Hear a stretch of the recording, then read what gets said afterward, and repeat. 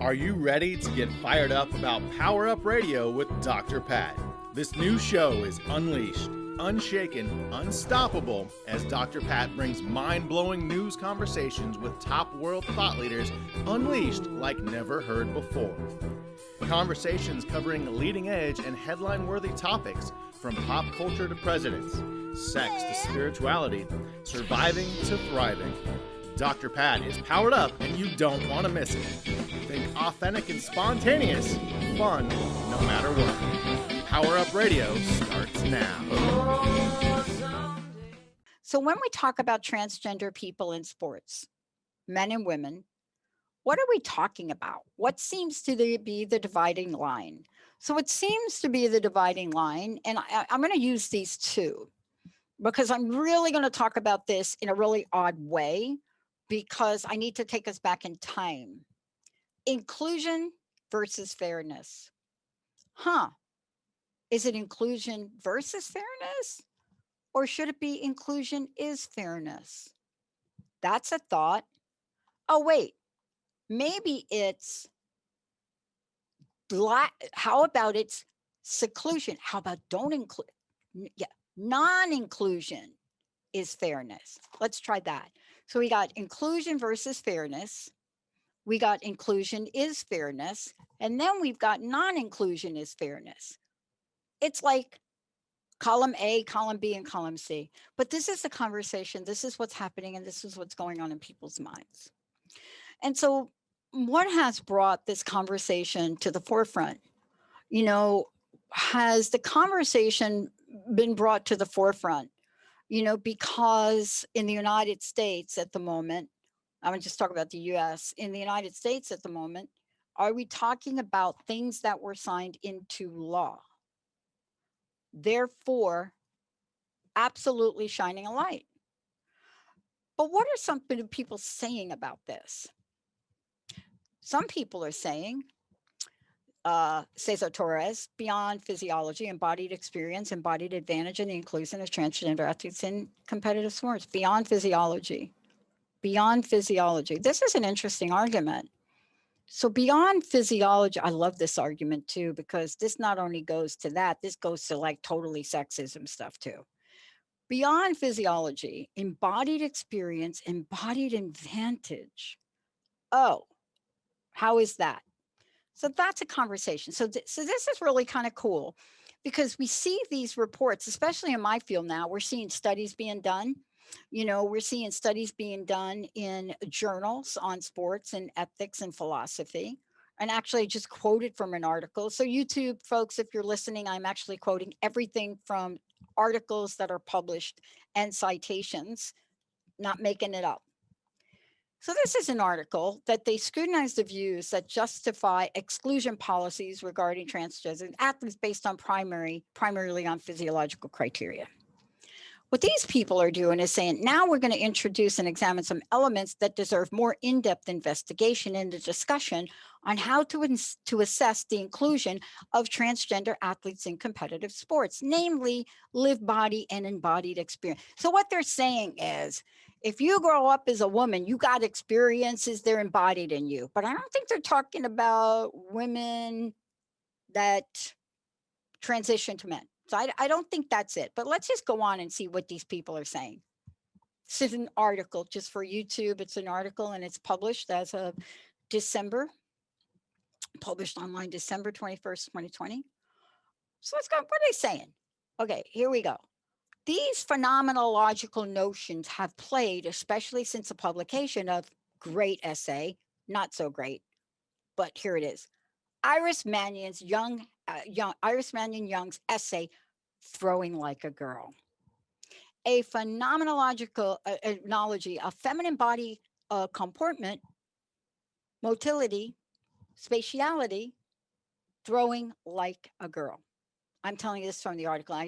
Folks, I don't make this stuff up. So what are they saying? They're saying a key role in the philosophical literature on inclusion of women in sport has not fully been incorporated into the debate on transgender athletes. That's what they're saying. This is so fun. It's not fun, but I don't even know how to think about it. So subsequently, so now what we're doing is we don't seem to be able to debate the physiological component and argument about this. I mean, a lot of people are writing about it. But now what we're doing is we're going into the sociological aspect of it. Okay, here's what they say. Okay, throwing like a girl phenomenon. However, they've not been fully incorporated. Subsequently, I love articles like this. I've written articles like this. So this is like me in my academic life. Subsequently, we explore interrelated aspects of transgender athletes' embodied experience that must be taken into account when assessing issues related to their participation in competitive sports. For they might confer some transgender athletes embodied advantage or possibly disadvantage when compared to their cisgender. I don't even know what's that word. Seriously? So here they go. We contend that analysis, the inclusion and exclusion of transgender athletes must go beyond their reliance on physiological criteria and incorporate the phenomenological notion of embodied advantage. I love it. Let's do it. Let's round everybody up and let's do a personality, a historical assessment that qualifies you for athletes. I love it. Let's just do it. Oh, wait, don't stop at transgender. Now let's take this philosophy here and let's apply it. Wait a minute. How about to people of color? Right? Let's start to look at that. So let's not look at the physiological. So let's just say, okay, if you threw like a girl and now you are a girl, that's a factor. Maybe we should let you in. What? This is a complex, very complex conversation for some people. For some of us, it's not so complex. The question is, should they be allowed to participate in sports? Do they have an advantage? But according to this article, right, this is a big time article. It's like, oh, wait a minute. Like, now, wait a minute. Here's what I think they're going to say. You know what I'm saying? I don't have time to read the whole article to you. They want to charge me $45 to download this article, but I am going to pay for it and download it because I think this is so phenomenal. This half-hour show is just not going to get to it. This is interesting. This, to me, if people were to listen to this article to determine who should participate in sports, women would never be allowed to participate in championship high energy gaming contests. Why? Well, we just don't, we're not competitive. We don't think like men. Obviously, we throw like a girl, so we must do gaming like what? A girl. So you can't possibly participate in a gaming event, which is a team event like Halo. You can't possibly, we need to exclude you from that because now we've dropped this conversation from a physiological perspective to some kind of other notion. So I'm going to stop with that one, but I just want everybody to know that that's now what we're talking about. So we don't know how to resolve the physiological part. So now we got to get down to the fact that maybe if you threw like a girl when you were okay, then you could be like in the girl sports. I'm just shocked. I mean, I just need to look at the degree that I spent 10 years getting and saying, okay, what? But let's move on. How do you feel about this? How do you guys feel about this? Have you given it any thought? Is the issue really about worrying about if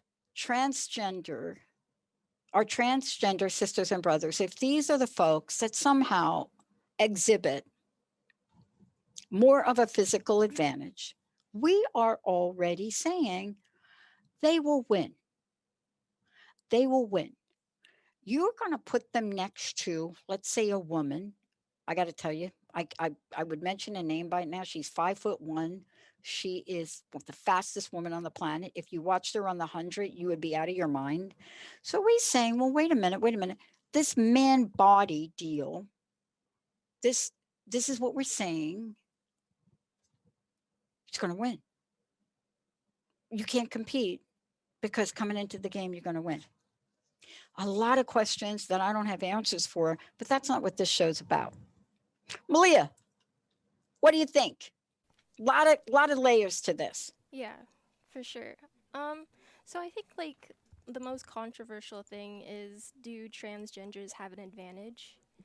So if a transgender woman already went through male puberty and has already gone through those changes, like having denser muscle or Yep. denser bones, more muscle mass, do they have an advantage if they're playing against girls now? And I'm assuming that when you're talking about this, because when we say the word transgender, this is not throwing everyone in that bucket.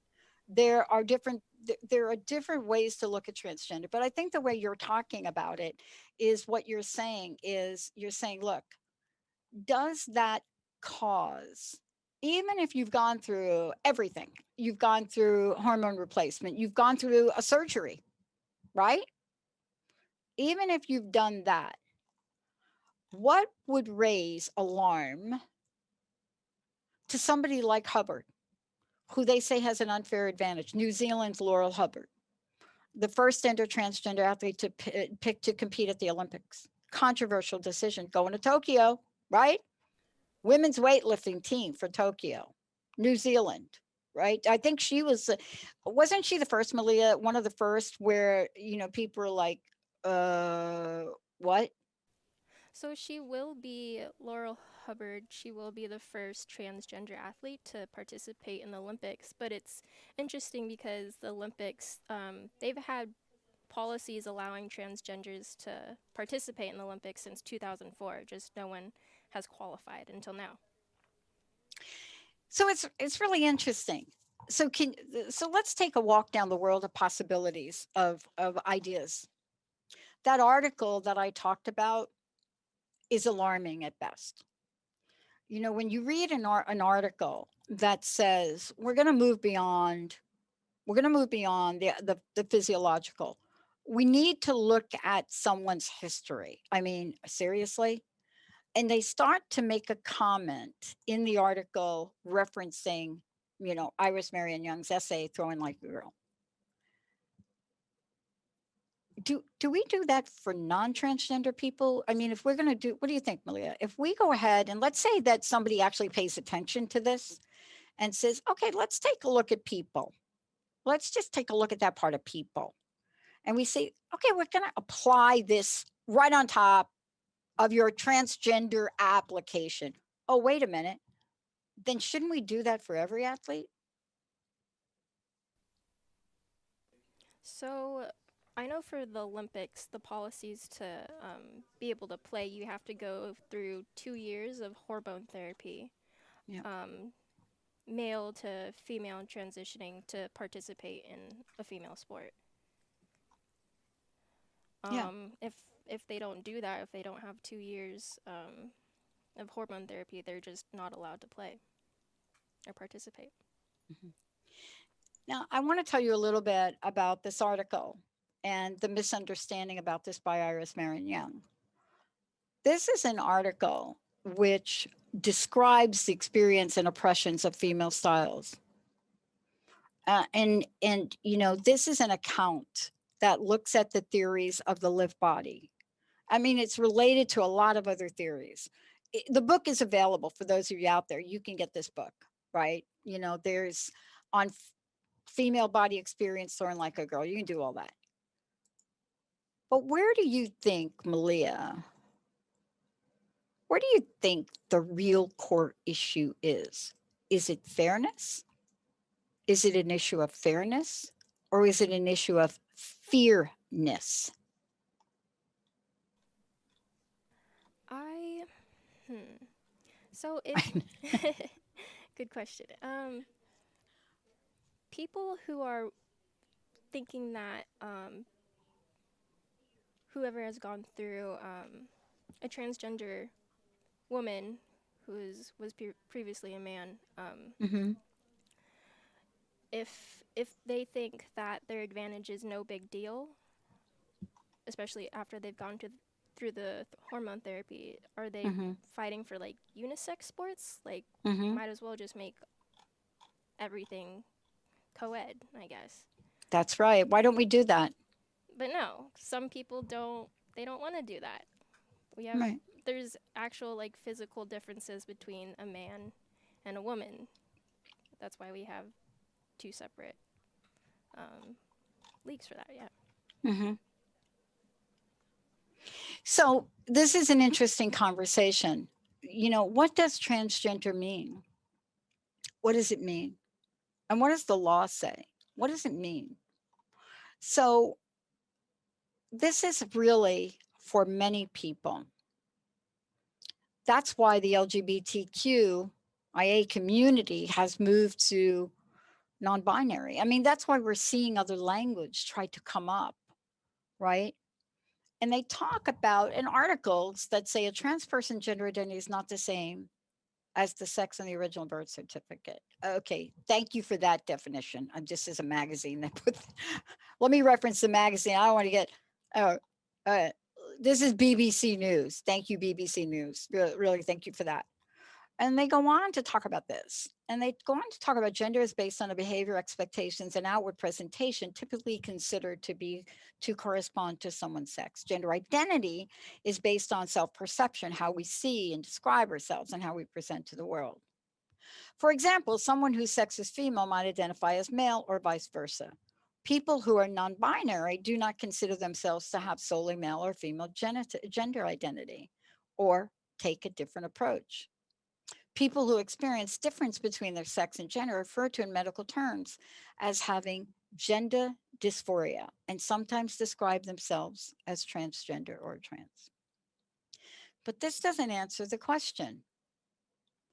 So we seem to be having a controversy, not about all transgender people, I don't think, Malia, because we're not talking about transgender men, right? We're talking about transgender women. And do they provide this unfair advantage? Do they provide it? That's what people are saying. That is the case and the argument being presented, right? For those of you out of there, because Laurel Hubbard is among the top ranked athletes in the world in her category. She has a really good chance of she has a good chance of winning an Olympic medal, right? I'm not sure. Can I don't watch yeah. weightlifting. Well, I watch it because she won the gold medal at Pacific Games in Samoa in 19, right? That caused the controversy.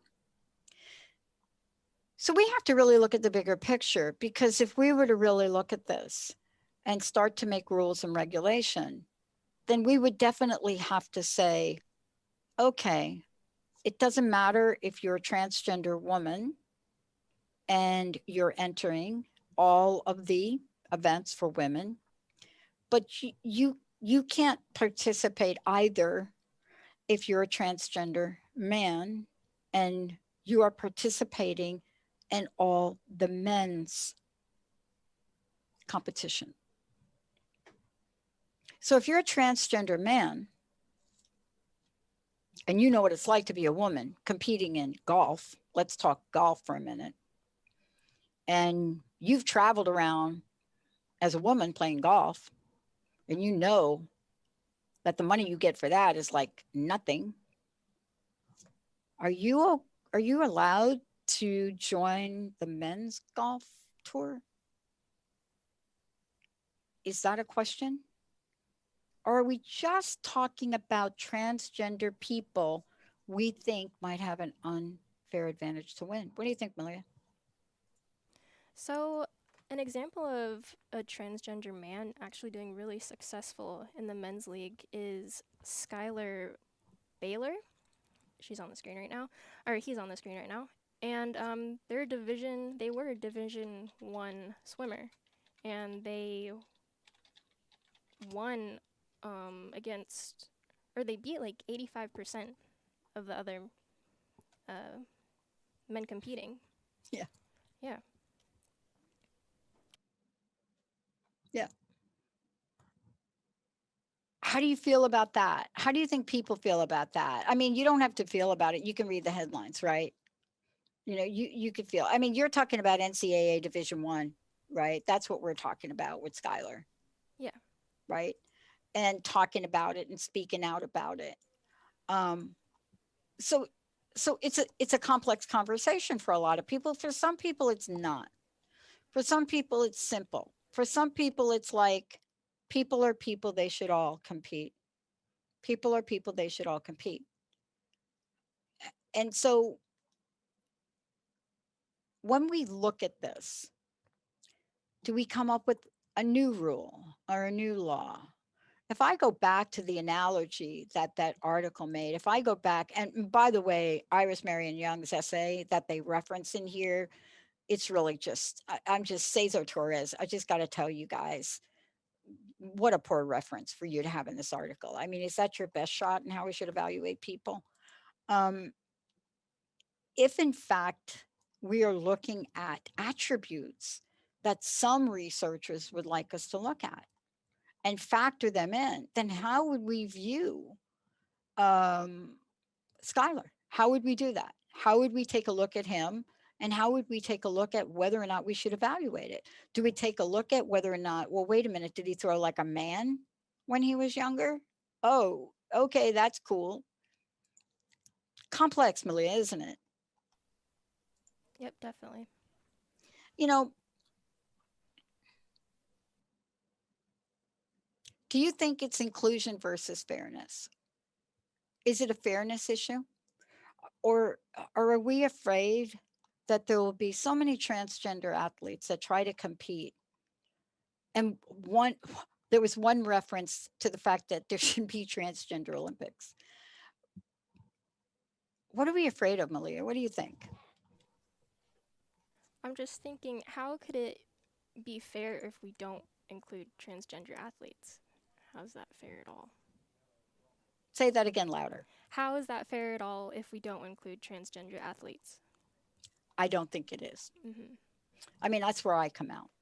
Because, I mean, certainly we're not going to go to profiling like the article alludes to, right? We're not going to start to profile transgender people based on how they grow up or how they throw a ball. I hope we don't.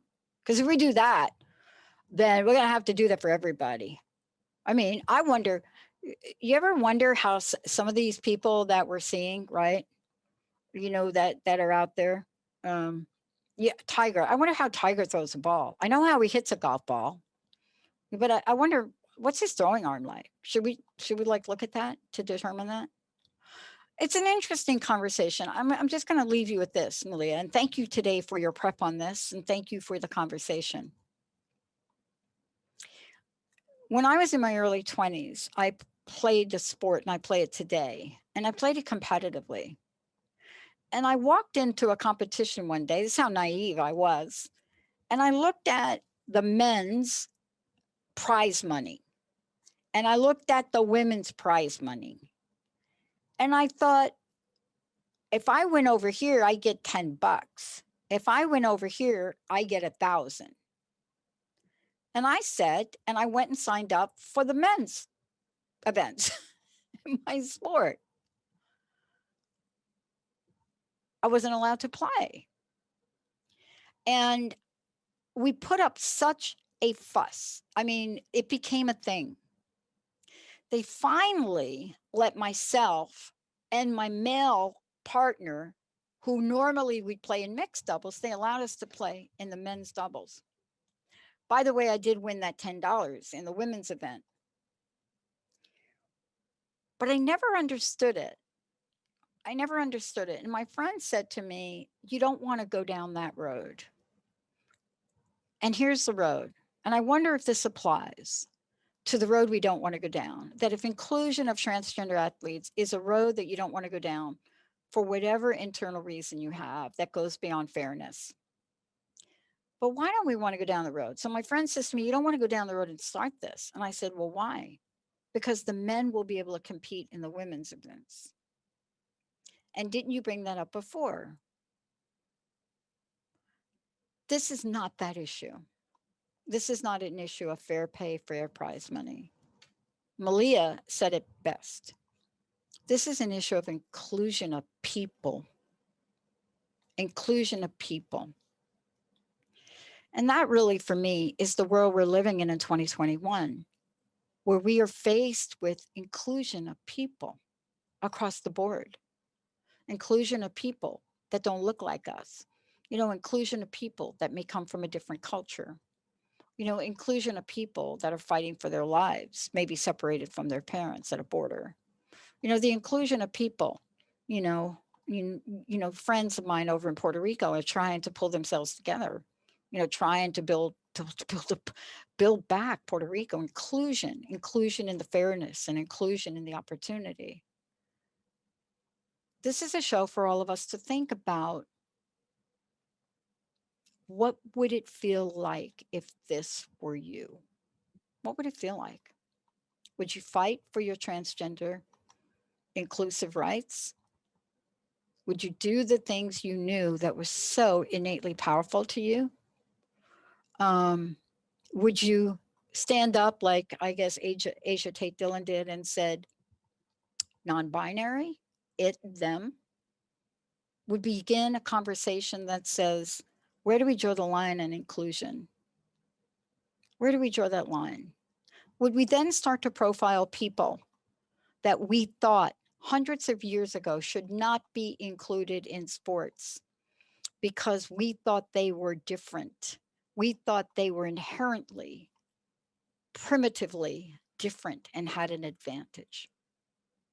I'm talking about Black and brown people. Is that where we're getting back to? I don't know who wrote The Handmaid's Tale, but I'll tell you something right now. If we don't get to equal rights for everybody and equal pay for everybody, it's not going to be a matter of fairness anymore. It's going to be a matter of degradation of a humanity of equalness. So think about this for a minute. What are we most afraid of? Malia, thank you. Thank you guys for tuning in. The next show I do on this, I am going to bring forward my friends, my colleagues, Laura Meeks and a couple of others, and get the experts to talk. We'll see you next time. Are you fired up? Thank you for listening to Power Up Radio with Dr. Pat Baccili, Unleashed, Unshaken, Unstoppable. If you missed any part of this show, subscribe to the podcast on the drpatshow.com or search Power Up Radio on any of your favorite podcast platforms.